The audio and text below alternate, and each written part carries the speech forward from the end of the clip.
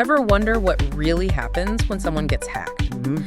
Today, we're going to kind of dissect a real-life cyber attack. Right. Walking you through, the anatomy of a hack. Right. So imagine this. Bob, our sysadmin working from home, Okay. gets an email.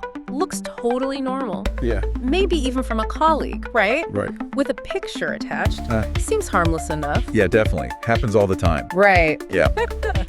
This is where things get a little tricky. Okay. Hidden within that picture is a link to a malicious website. Oh, wow. It's a classic phishing tactic. So Bob clicks the picture. Yeah.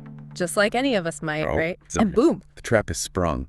What happens next is what's so fascinating. Yeah. And a little scary. Definitely. So what happens? So that click triggers an automatic download. Oh, wow. Malware, Uh-huh.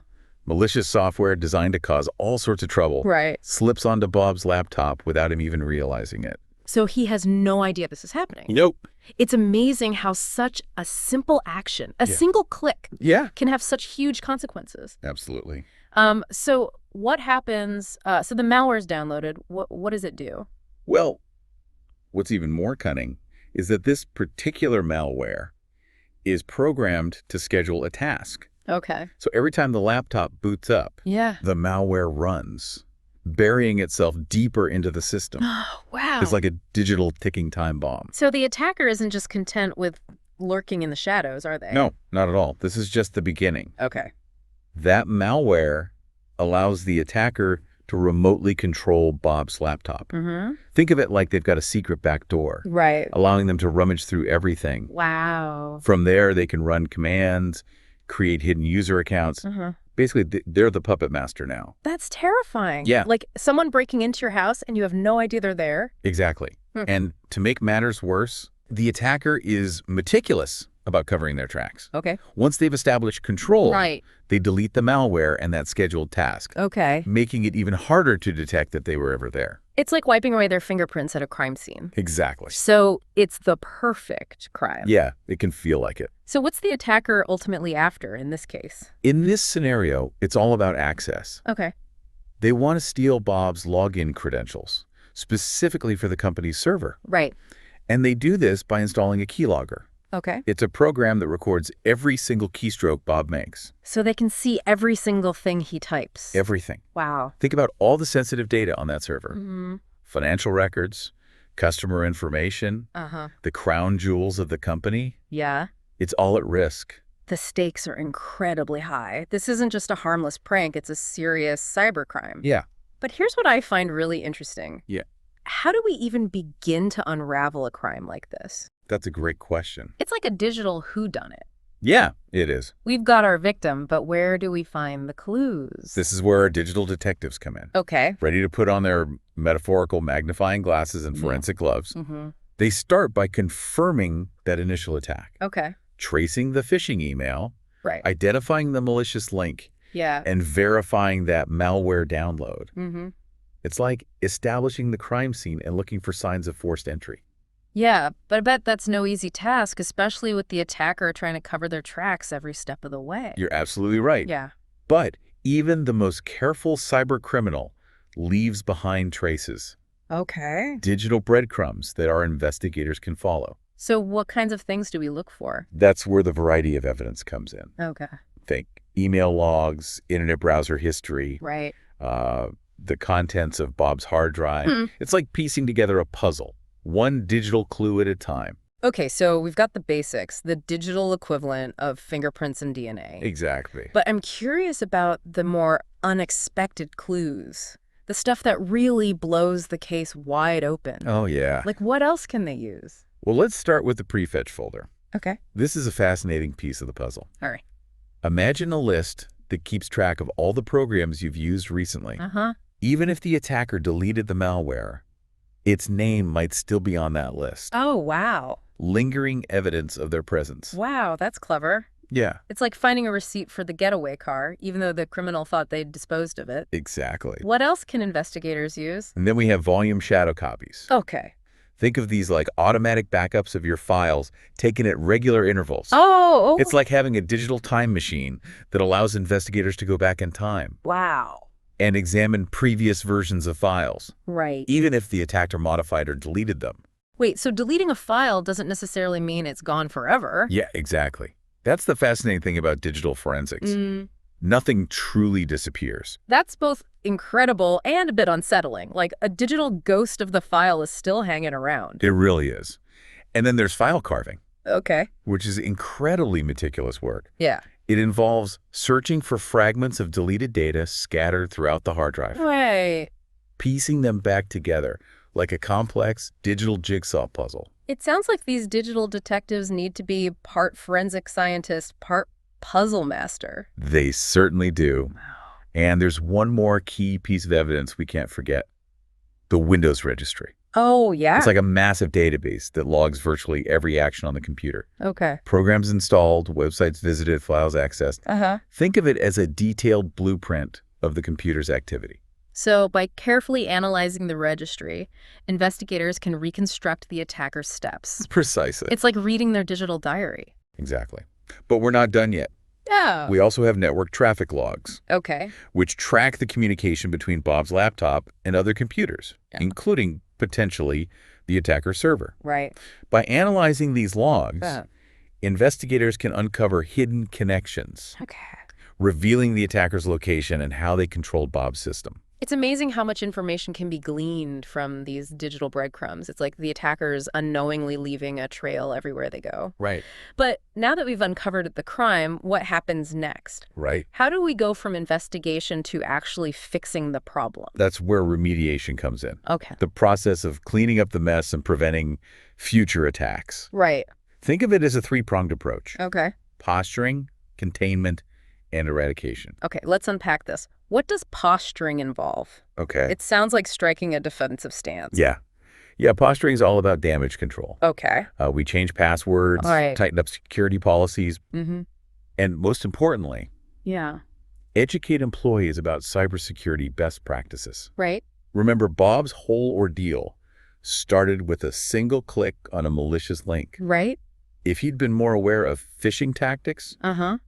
this whole attack might have been avoided. Oh, wow. Knowledge is power, Yeah. and education is our first line of defense. So it's like giving everyone a crash course in digital self-defense, Exactly. teaching them how to spot those red flags and avoid those online traps. Exactly. But what about containing the problem? Right. How do we stop it from spreading like a digital virus? That's where containment comes in. Okay. We isolate the infected system from the rest of the network. Right. It's like quarantining a patient to prevent a contagious disease from spreading. Right. This might involve disconnecting the affected computer from the internet Okay. or disabling remote access. Makes sense. Contain the threat. Yeah. Stop it from spreading. Right. But how do we actually get rid of the problem for good? Right. Eradication, right? Eradication. It sounds intense. It is. Yeah. So. Eradication is the digital equivalent of surgery. Okay. The most drastic step, Mm-hmm. but often the most effective. Right. In Bob's case, it would likely involve wiping the hard drive completely, Oh, wow. reinstalling the operating system from scratch. So like starting over from zero. Exactly. So- It's like hitting the reset button, Right. giving the computer a fresh start. Okay. This ensures that any lingering traces of the malware are completely gone. So we've covered posturing, containment, and eradication. Right. It's a multi-layered approach to cleaning up the mess, Yeah. rebuilding stronger. Absolutely. But I'm curious, what about the attacker's motivation? That's an interesting question. Why go through all this trouble? Right. Is it just about causing chaos? While some hackers might be motivated by chaos, Okay. in many cases it boils down to something much simpler. Money. Oh, really? Cyber criminals are often after sensitive data, like credit card numbers, bank account details, Right. personal information that they can sell on the dark web. It's like digital robbery, Exactly. except they're stealing data instead of physical goods. Precisely. Right. But the motives can be more complex. Okay. Some attacks are motivated by espionage, Okay. where the goal is to steal intellectual property Uh-huh. or government secrets. Wow. Others might be driven by hacktivism, Okay. where individuals or groups use cyber attacks to make a political statement Right. or promote a cause. So there's a whole spectrum of motivations behind these attacks. Absolutely. It's not always as straightforward as we might think. Right. But this begs the question, Yeah. What can individuals and organizations do to avoid becoming victims in the first place? Right. Is prevention even possible in this constantly evolving digital landscape? Prevention is absolutely crucial. Okay. And yes, it can feel like a daunting task, but it's not impossible. Okay, so where do we even start? It all starts with awareness. Right. Educating yourself and your employees about the latest threats, Okay. phishing scams, social engineering tactics. Right. That's paramount. So know thy enemy. Yeah. Understand their tactics to better defend against them. Precisely. Okay. The more you understand how attackers operate, Yeah, the better equipped you'll be to spot those traps and avoid them. that makes sense. Yeah. But what about technical safeguards? Right. Are there any tools or software that can help bolster our defenses? Absolutely. It feels like we need a digital arsenal to fight back. You're right. Technology plays a critical role. Okay. Strong passwords, Right. multi-factor authentication, Uh-huh. firewalls, Yeah. up-to-date antivirus software. Okay. And that's just the beginning. So it's like building a fortress around your digital life. Exactly. Making it as difficult as possible for attackers to break through. You got it. And don't forget about regularly backing up your data. Oh, that's crucial. Think of it like an insurance policy for the digital age. Exactly. If an attack does occur, Right. having a recent backup can be a lifesaver, Absolutely. allowing you to restore your system, Right. minimize data loss. Yep. It's like having a spare key just in case you get locked out of your digital house. That's a great analogy. Right. It's all about minimizing your risk, Uh-huh. making yourself a less appealing target. So awareness, smart habits, and robust technology. Mm-hmm. It's a multifaceted approach to cybersecurity. It is. But even with all the precautions in the world, Right. is it really possible to be 100% safe? Honestly, Yeah. no system is completely foolproof. Okay. Human error is always a factor. Right. And attackers are constantly finding new ways to exploit vulnerabilities. So it's a constant game of cat and mouse. Yeah, it really is. Both sides trying to outsmart each other. Exactly. So even with the best defenses in place, Right. there's still a chance of getting hacked. There's always a chance. That's a sobering thought.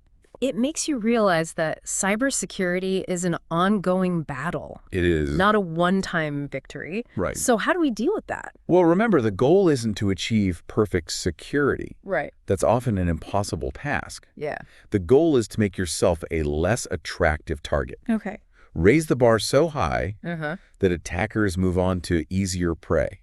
Like putting a big, scary lock on your door? Yeah. It might not stop the most determined burglar, Right. but it'll deter the casual thief. Exactly. So it's not about being perfect, it's about making it not worth their time. Exactly. Right. And that's where education and awareness come back into play. Right. By understanding the threats, Uh-huh. taking appropriate precautions, Yeah. we can all contribute to a safer digital world. Okay. It's about empowering individuals and organizations to take control of their cybersecurity. Well, I think we've covered a lot of ground today. Yeah. From the anatomy of a hack Right. to the importance of prevention and remediation. It's clear that cybersecurity is a complex and ever-evolving landscape. It is. But before we wrap things up, I Yeah. think there's one crucial aspect we haven't touched on yet. The human element. You're right. We've talked about the technical side of things, but we can't forget that people are both the weakest link Right. and the strongest asset in cybersecurity. Absolutely. That's a great point. Yeah. And I'm really curious to explore that further. Okay. How can we shift from being potential victims Right. to becoming active defenders in the digital realm? That's a great question. We've talked about firewalls and antivirus software, Right? but what about the human firewall? Yeah. How do we become more than just potential victims? That's the key, isn't it? Yeah. Transforming from targets into active defenders. Right. It all comes down to awareness and empowerment. Okay. When people understand the risks and have the tools to protect themselves, Yeah. they become a force to be reckoned with. So it's about turning everyday users into cyber-savvy citizens, Yeah. like a neighborhood watch, Yeah. but for the digital world. Exactly. Imagine a company where everyone is trained to spot phishing emails, Right. create strong passwords, report anything suspicious. Yeah. It seems like the chances of a successful attack would really plummet. He absolutely would. It's like creating a human firewall, Right. a network of vigilant eyes and minds working together. It really is. But how do we get everyone on board? That's the challenge. Cybersecurity can feel so complex and intimidating. I agree. So how do we make it easier? That's where we need to get creative. Okay. Instead of dry lectures and technical jargon. Right. Let's make cybersecurity education engaging and accessible. So how do we do that? Think gamification, Okay. interactive simulations, Uh-huh. even storytelling. Meeting people where they are Exactly. and making cybersecurity part of everyday conversations. Right. It's not just an IT problem. Not- It's everyone's responsibility. You got it. What else? It's about celebrating the wins, Oh. highlighting those who are doing things right, Yeah. creating a culture of shared responsibility. Right. When people feel empowered and supported, Yeah. they're more likely to step up and become cyber defenders. It's like building a community united against a common enemy. Exactly. Cyber threats. Cyber threats. Well, I think that about wraps it up for us today. We Yeah. learned a lot Good, dude. about how an attack happens, Yeah. how to protect ourselves, Right. and what to do if the worst does happen. It's all about being prepared. To all our listeners out there, Yes. go forth and be cyber aware. Absolutely. Until next time, stay curious, stay skeptical, Stay safe. and stay safe in that wild digital world.